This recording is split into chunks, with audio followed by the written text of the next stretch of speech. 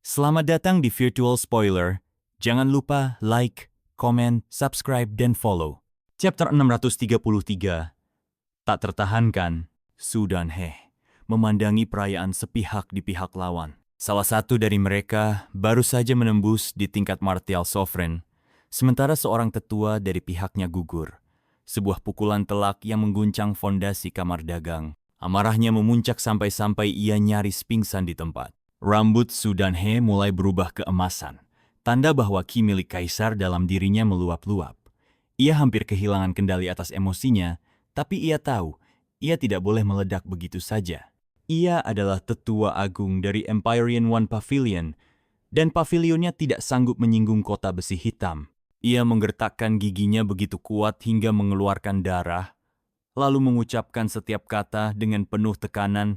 Orang-orang dari kota besi hitam, Empyrean One Pavilion, selalu menjalin hubungan dagang yang baik dengan kalian.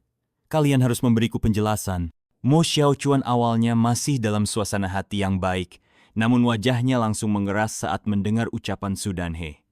Ia mendengus dingin dan menjawab, penjelasan, maka kota besi hitam akan memutus semua urusan dagang denganmu. Penjelasan apalagi yang kau butuhkan? Kau kurang ajar. Su dan He begitu marah sampai-sampai matanya hampir melotot keluar. Ia tidak hanya kehilangan seorang tetua setingkat martial supreme, tapi juga kehilangan semangat juang para ahli bela diri di sekitarnya. Keberanian mereka luluh karena tekanan lawan. Ia datang ke sini untuk menunjukkan kekuatan.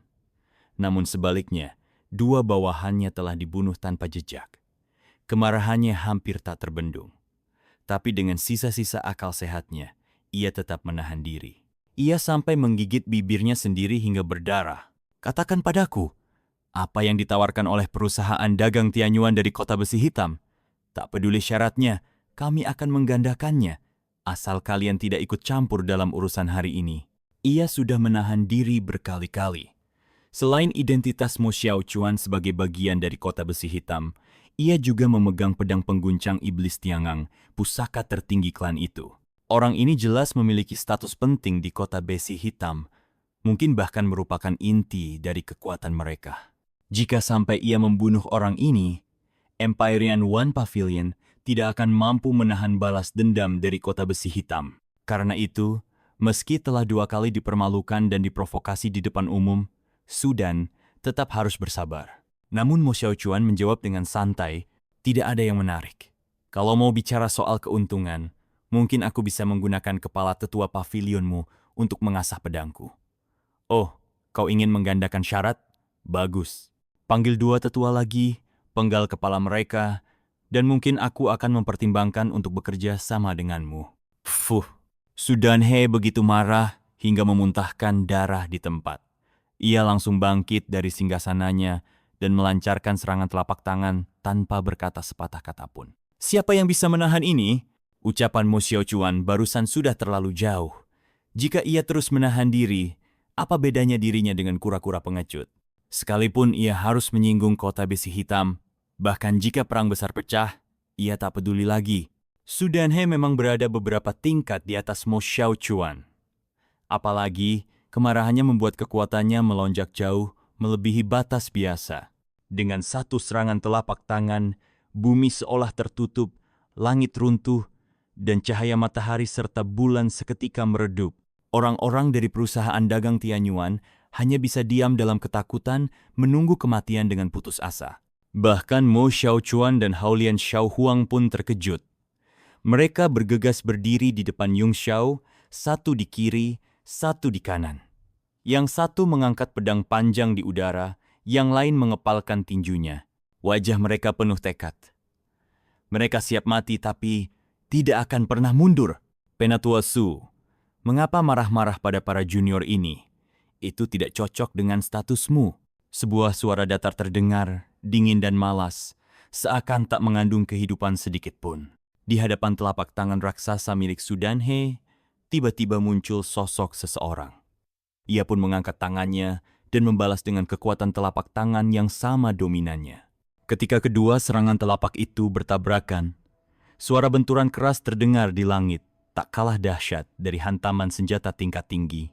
Darah dan ki para ahli di sekitar menjadi kacau. Hanya gelombang kekuatan dari benturan itu saja sudah cukup membuat tubuh mereka gemetar. Beberapa seniman bela diri dengan tingkat kultivasi yang lebih rendah bahkan mengeluarkan darah dari 7 lubang di wajah mereka dan memuntahkan darah segar. Satu serangan telapak dalam bentrokan antar puncak kekuatan, sungguh mengerikan. Orang-orang yang sebelumnya masih terguncang akibat serangan pedang Mo Xiaochuan kini tenggelam dalam keputusasaan. Mereka merasa seperti katak di dasar sumur yang tiba-tiba melihat langit luas di luar sana, terpana dan tak berdaya. Sebuah lubang hitam muncul di antara dua kekuatan telapak yang bertabrakan. Ia terus mengembang dengan cepat, seolah hendak melahap seluruh ruang di sekitarnya. Zhang Chong, jadi ini kau? Su Danhe terkejut sekaligus geram. Apa? Sekte Uang juga terlibat dengan perusahaan dagang Tianyuan. Kita semua pedagang. Penatua Su. Zhang Chong tertawa kecil. Mana mungkin kau mengatakan hal sekonyol itu? Di dunia ini tak ada musuh abadi. Yang abadi hanyalah kepentingan. Kau keparat. Mata Su Danhe menyala penuh amarah.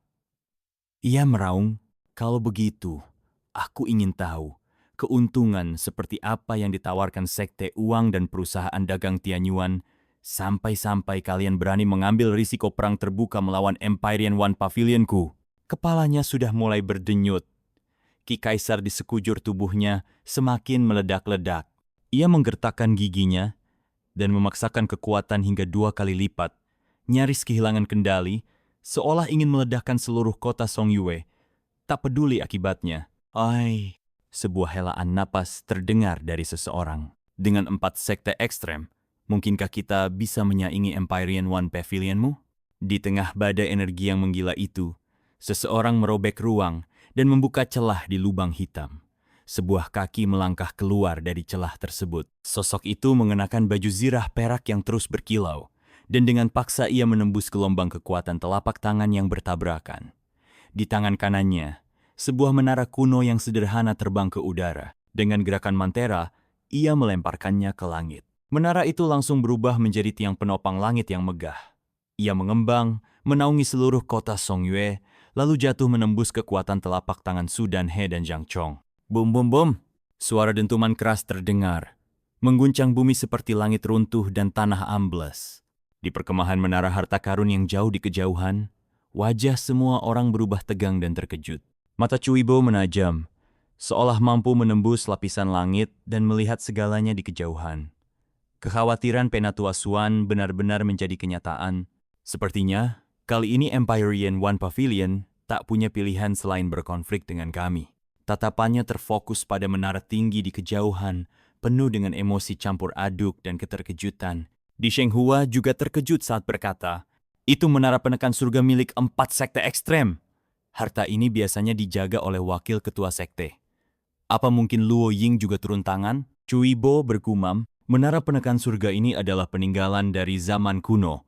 Konon, itu adalah replika dari senjata tingkat mendalam kelas transenden yang sangat kuat. Meskipun termasuk tipe pertahanan, kekuatannya hampir mendekati puncak tingkat 9. Yang lebih mencengangkan lagi, Luo Ying mampu mengeluarkan sekitar 70 hingga 80% kekuatan penuhnya. Dan dia adalah salah satu tokoh puncak di Serikat Pedagang. Replika senjata transenden? Di Shenghua terbelalak. Bukankah kapal Nu satu-satunya senjata tingkat mendalam kelas transenden yang diketahui? Cuibo menggeleng pelan.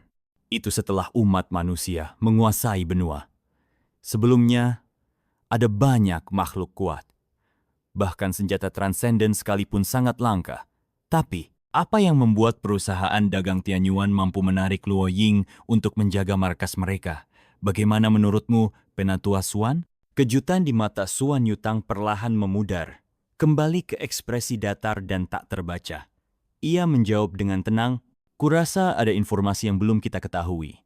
Sekte 4 ekstrem dan Sekte Uang jelas sudah tahu sesuatu yang membuat mereka mau turun tangan. Kalau tidak, dengan kondisi Tianyuan sekarang, tak mungkin mereka bisa menarik perhatian kedua kekuatan besar itu. Benar juga. Tapi, informasi apa yang kita lewatkan? Cuibo berpikir sejenak, lalu berkata ragu-ragu, apa mungkin Tianyuan telah bersumpah setia pada mereka, dan karena itulah mereka dikirimi bala bantuan sekuat itu? Suan Yutang terdiam sebentar, lalu matanya bersinar tajam. Kita tidak bisa menyingkirkan kemungkinan itu. Tapi berdasarkan pemahamanku terhadap Dinglinger, dia takkan melakukan hal semacam itu. Kecuali jika itu ide Li Yongxiao. Lagi pula, wajar bagi seorang gadis untuk menyerahkan segalanya demi pria yang ia percaya. Oh, Di Shenghua menyipitkan mata. Jadi maksudmu, Li Yongxiao sekarang adalah pengendali sebenarnya dari perusahaan dagang Tianyuan? Di Shenghua mulai mondar-mandir, matanya bersinar penuh semangat. Kalau begitu, bagaimana kalau kita coba mengendalikan Li Yongxiao? Kalau berhasil, bukankah itu artinya kita bisa menguasai Tianyuan juga? Semakin dipikirkan, semakin ia terlihat bersemangat. Li Yongxiao itu kan cuma orang dari wilayah selatan. Pengalamannya terbatas, pasti tidak sulit untuk memengaruhinya. Cui Bo hanya mendengus dingin, seperti menyiram air es ke kepalanya. Penatua Di, kau terlalu naif.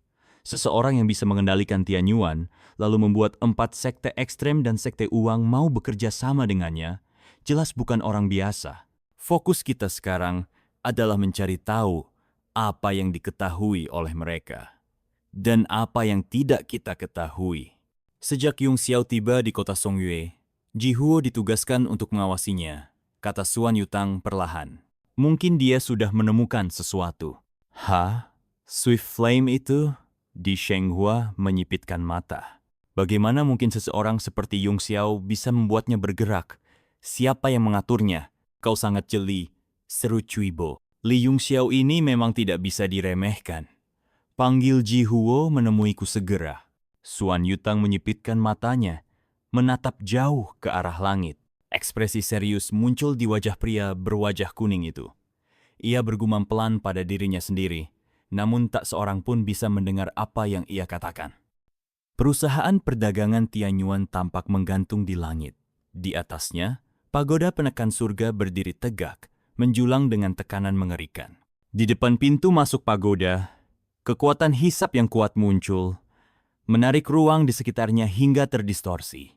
Bahkan lubang hitam yang terbentuk dari benturan kekuatan telapak tangan Sudanhe dan Zhang Chong ikut tersedot masuk ke dalam pagoda. Wajah Sudanhe dan Zhang Chong seketika berubah. Mereka buru-buru melancarkan serangan telapak tangan lagi, tapi justru terpental mundur karena benturan kekuatan, lalu jatuh mundur satu sama lain. Dari kejauhan, ekspresi murid Yongxiao berubah tegang. Tubuhnya sedikit bergetar saat menatap menara tersebut. Ia pernah mendengar tentang pagoda penekan surga dari Serikat Pedagang, tapi ini adalah pertama kalinya dia melihatnya langsung. Yang paling membuatnya terkejut adalah bahwa bentuk pagoda ini identik dengan yang pernah ia lihat di luar angkasa yang sedang menekan sesuatu di Jia. Satu-satunya perbedaannya adalah aura dari pagoda penekan surga ini tidak semengerikan pagoda kuno yang ada di Jia dan tampak jauh lebih baru. Apa ini hanya tiruan? Aku harus menyelidiki asal-usul pagoda penekan surga ini, pikir Yongxiao dalam hati. Setelah menyelesaikan bentrokan antara kedua pihak, Luo Ying melepas baju zirah peraknya. Pagoda penekan surga langsung menyusut dengan cepat, mendarat ringan di telapak tangannya, lalu diserap ke dalam tubuhnya. Terima kasih sudah mendengarkan Virtual Spoiler. Sampai jumpa di pembahasan berikutnya.